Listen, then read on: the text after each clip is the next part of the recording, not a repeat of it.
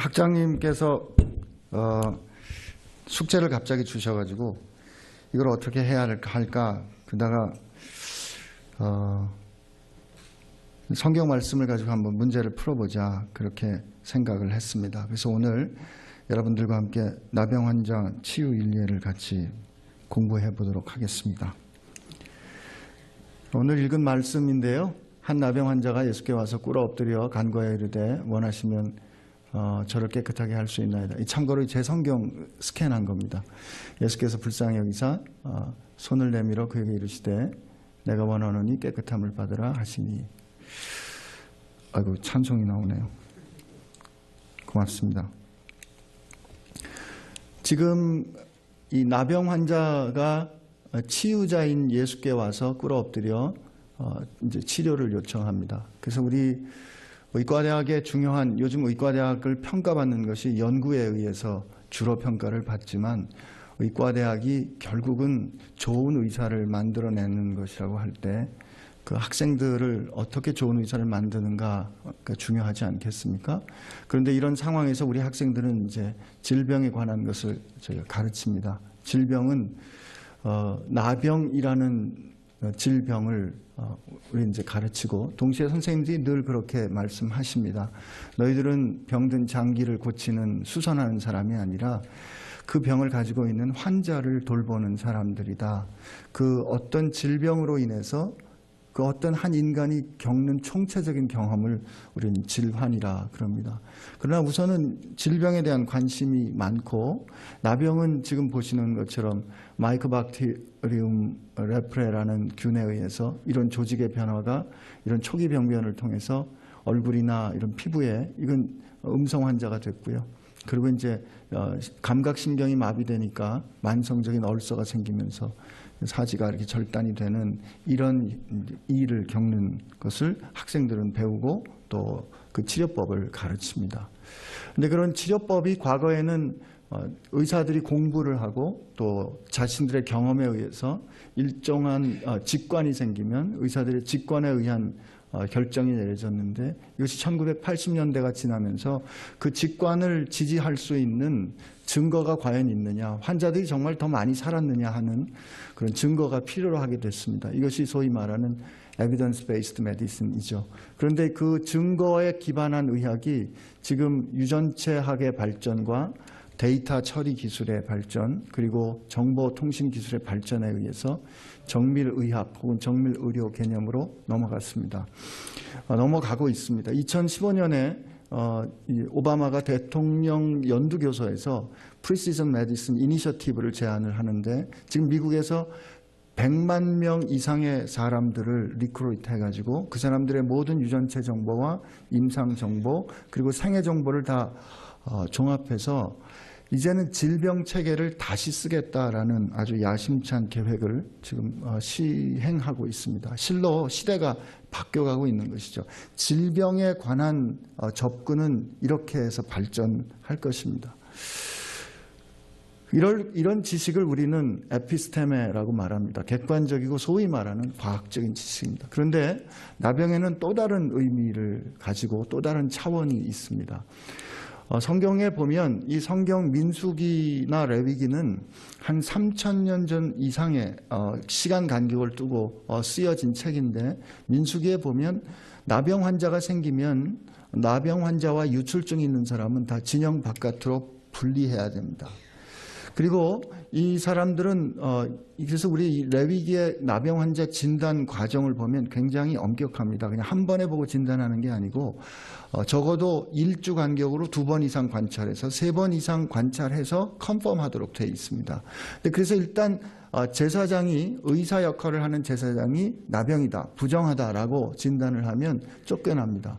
자기가 어떤 관계를 가졌든지 그 관계가 다 끊어지는 것이죠. 그리고 그 나병 환자가 혹시 사람들이 사는 진영 안으로 들어올 때는 옷을 찢고 머리를 풀고 입을 가리면서 나는 부정하다, 나는 부정하다 이렇게 외쳐야 합니다. 이때 옷을 찢고 머리를 푸는 행동은 이스라엘을 포함한 근동 지방에 있었던 사람이 죽었을 때 행동하는 애도 행동입니다. 그러니까 나병을 경험한다는 것은 사회적인 죽음, 관계의 깨어짐 이런 것들을 경험하는 것이죠. 사실 우리 병원에 입원하는 많은 분들은 중한 질병을 진단받는 것 때문에 자기 의도와는 상관없이 어느 날 갑자기 사회적인 관계로부터, 직장으로부터, 가정으로부터 그 모든 관계가 박탈당하는 그런 경험들을 하게 마련입니다. 아까 하나훈 씨는 문둥이 시인으로 알려졌는데 이분이 쓴 시 중에 벌, 죄명은 문두니 이건 참 어처구니 없는 벌이 올시다. 아무 법문에 어느 조항에도 없는 내 죄를 변호할 길이 없다. 죄명은 문둥이 이것은 참 어처구니 없는 벌이 올시다. 그러니까 이분이 경험했던 문둥병이라는 나병이라는 질환은 자신의 신체적인 것뿐만 아니라 이런 다른 차원의 의미를 가지고 있었던 겁니다. 근데 오늘 의료 상황을 보면 이분이 이제 이 나병 환자가 예수께 와서 원하시면 저를 깨끗게 하실 수 있나이다 하고 꿇어 엎드려 간구합니다. 굉장히 간절하죠. 굉장히 간절한데 거기에 대한 치유자이신 예수의 반응은 그걸 어떻게 증언하고 있냐면 불쌍히 여기사 손을 내밀어 그에게 대시며 이르시되 내가 원하노니 깨끗함을 받으라 이렇게 증언합니다. 근데 이게 취입 컴플레인이 나병을 이제 낫게 해달라는 거지 않습니까? 그런데 예수님은 우리랑은 좀 클래스가 다른 의사시기 때문에 약을 주시거나 뭐 수술을 안 하셔도 말씀만 하셔도 낫습니다. 예수님이 그 원격 의료의 원조이신 건 아시죠? 근데 예수님이 그렇기 때문에 이 상황에서 그냥 이르시되 깨끗함을 받으라 해도 사실은 이 문제는 별 어려움이 없이 이 상황은 끌어갈 수가 있습니다. 그런데 고맙습니다. 예수님은 그에게 굳이 손을 내밀어 그에게 대시고 이르시되 그냥 깨끗함을 받으라 하시는 게 아니고 내가 원한다고 말씀을 하십니다. 여러분 이때 손을 내밀어 그에게 대신다는 말은 나병을 가진 사람에게 누군가 손을 대면 그 사람도 부정케 되는 것을 뜻합니다. 누군가 나병 환자가 앉았던 자리에 앉으면 그 모르고 앉았잖아요. 그러면 나는 그 나병 환자가 앉았던 자리에 앉았기 때문에 진영 바깥에 하루 이상 나가 있어야 합니다. 나병 환자에게 손을 대는 것을 주변에 있는 사람들이 본다는 것은 본능적으로 느낄 거예요. 아, 저 더럽게 됐다. 어떻게 하면 좋아?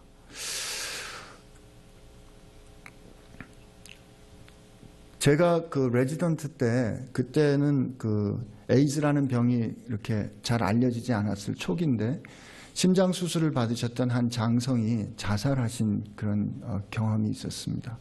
그분은 평생을 정말 인생을 부끄럽지 않게 사셨던 분인데 수술하는 과정에서 수혈을 받았는데 마침 그 수혈한 피가 에이즈 감염된 혈액이었고 그리고 그분은 그 후로 에이즈를 앓게 됐는데 그분이 자살하게 됐던 가장 큰 이유는 사랑하는 손자를 안을 수 없었기 때문입니다.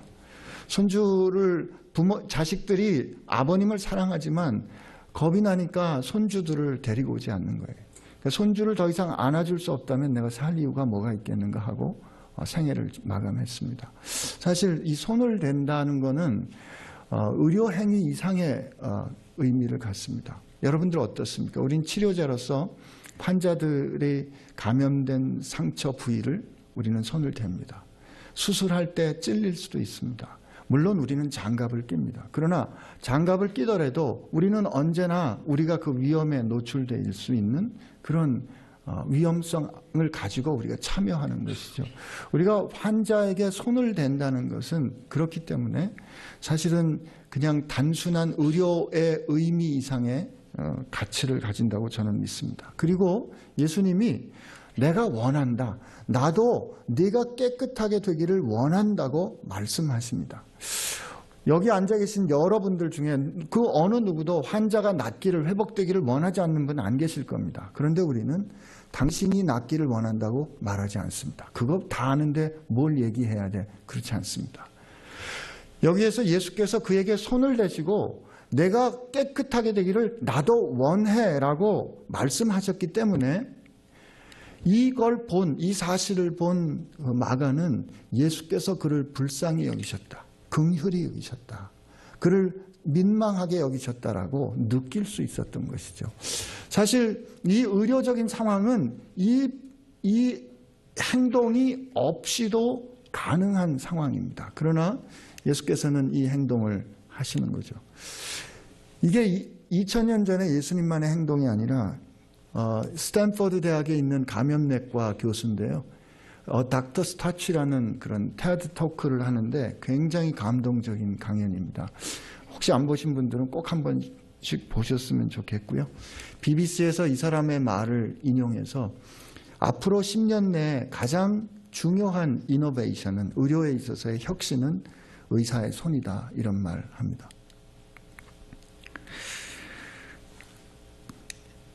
그래서 이런 의사가 환자에게 어떻게 찾아가느냐에 따라서 우리는 환자와 환자의 같아지는, 환자와 더불어 생각하는 동일시의 경험을 할 수 있고, 또 더불어 의사들은, 의료인들은, 간호사, 우리 모두는 환자의 문제를 해결해야 되기 때문에 환자에 대해서 생각해야 합니다. 그래서 우리에게는 이 두 개의 책임이 같이 있는데요.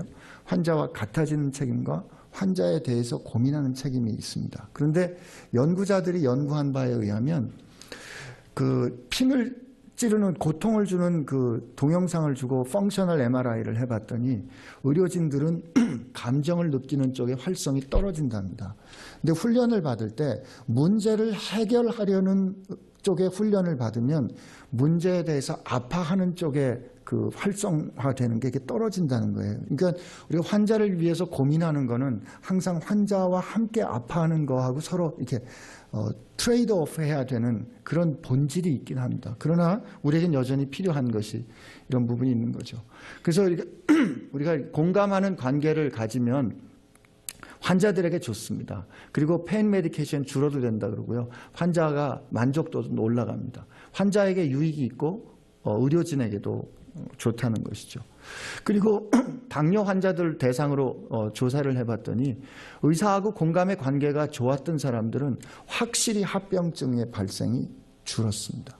그러니까 이건 단순히 만족의 문제가 아니라 환자와 의사와의 관계가 어떻게 공감을 이루는가는 환자가 합병증을 경험하고 혹은 환자의 생존에 영향을 미치는 거기 때문에 사실 우리는 이런 역량과 지식을 교육해야만 하는 것입니다. 그러므로 우리 의료원 안에 이 환자를 중심으로 생각할 때 우리는 많은 사람들이 환자들과 관계를 갖는데 우리는 그때 어떤 길과 어떤 태도로 그들에게 다가갈 것인가 한번 생각해 봐야 될 것입니다. 제가 이렇게 말씀드리면 뭐 바빠 죽겠는데 어떡하고 우리는 뭐 그런 거 안 한다. 뭐 수련 받다 보면 힘들 수도 있고 뭐 그 사람 안 변하는데 환경은 안 되는데 뭐 문재인 케어가 문제야. 이런 거로 핑계할 수 있습니다. 그래서 제가 오늘 좀 바쁘지만 그 증례를 하나 말씀드리려고 그러는데요. 이게 그 미시간에 있는 레이클랜드 하스피탈에서 이노베이션 했던 게 이 하버드 비즈니스 리뷰에 소개가 됐습니다. 제가 교수님들하고는 한번 나눴었는데 90 이니셔티브를 했는 게 90일 만에 석 달 안에 90%의 환자에게 10점 만점에 9점 이상의 만족도를 주자라는 프로젝트를 했는데 그 방법이 뭐였냐면 처음 만나는 사람들한테 나는 누구이고 무엇 때문에 당신에게 이 일을 하려고 한다는 걸 소개하는 일이었습니다. 굉장히 간단한 일 같은데요. 예를 들면 나는 닥터 하멜인데 바이탈 사인을 체크해야 되는데 그거는 당신이 빨리 퇴원해야 되기 때문이다. 예를 들면 이런 겁니다. 전 내과에서 일하는 뭐 누구입니다. 오다 보니까 열이 많이 나셨는데 열의 원인을 찾아야 하니까 제가 힘들어도 좀 진찰을 하려고 합니다. 라는 이런 접근을 한 거라는 거예요. 그래서 이분이 90일 동안 120번의 병원장님이 라운딩을 하고 만나는 직원마다 이걸 물어보신 거예요. 이게 heartfelt relationship, 심쿵한 관계를 경험했냐? 안 했다 그러면 내가 환자라고 치고 당신 한번 해봐라. 이거를 한 겁니다. 저절로 되지 않았는데 연습하니까 되더라는 거죠. 그래서 이분들이 해보니까 모든 사람이 다 참여하면 되더라. 그리고 교감이 형성되니까 영향력이 굉장히 컸습니다. 그리고 프로젝트는 성공했습니다. 근데 어떻게 했냐면 좋은 사례가 보고가 되면 바로 상관에게 알려서 칭찬하고 그리고 다시 그 이야기를 나눴고 3개월 안에 6,000개의 이야기가 만들어진 겁니다. 그 핫펠트 스토리를 만든 사람들은 이름표 밑에 이렇게 붙여줬는데요. 90일 만에 95%의 환자가 만족합니다. 이게 하버드 비즈니스 리뷰에 나왔고 이게 Innovation starts with the heart, not the head라는 걸로 소개가 됩니다. 가장 못하는 게 누구였냐면 의사였어요. 근데 예수님께서 내가 원하노니 깨끗함을 받으라 말씀하시면서 그에게 손을 대시는 행위 끝에 예수님은 진단서까지 써주십니다. 우리 병원에서 발행하는 진단서가 저는 어떤 뜻을 가지고 지금 어떤 성의를 가지고 써주는지 모르겠지만 그가 사회적인 차원에서 온전히 치유해 줬음을 선언해 주는 게 진단서라면 우리 의무기록 더 신경 써야 된다고 저는 믿습니다.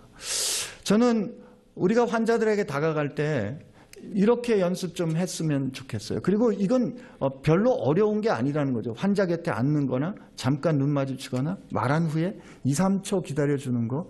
뭐 질문해놓고 2, 3초를 못 기다리는 우리들 말이죠. 그리고 우리가 우리 문화에서 좀 조심스럽긴 합니다만 non-clinical touch, 꼭 환자하고 의료가 아닌 상황에서 만날 수 있는 이런 것들이 caregiving presence라고 말합니다. 그리고 우리는 환자 외에 서로에게 만나는데 사실은 서로에게 만날 때 격려와 입금으로 만날 것인지 아니면 비난하고 전가하는 거로 만날 것인지 심지어 우리가 누군가에게 다가가는 손길이 추행이 될 수도 있기 때문에 우리는 우리가 만들어내는 우리가 쓰는 손이 가는 길을 생각해 봐야 될 거라고 생각합니다. 우리는 우리를 믿고 찾아오는 이들에게 많은 길을 따라갈 텐데 어떤 길을 따라갈 건지 나는 그때 우리가 누구이고 왜 무엇 때문에 우리가 무엇을 할 것인지를 그들에게 전해줌으로 그 길을 여는 의료원 되겠으면 하고 바랍니다. 고맙습니다.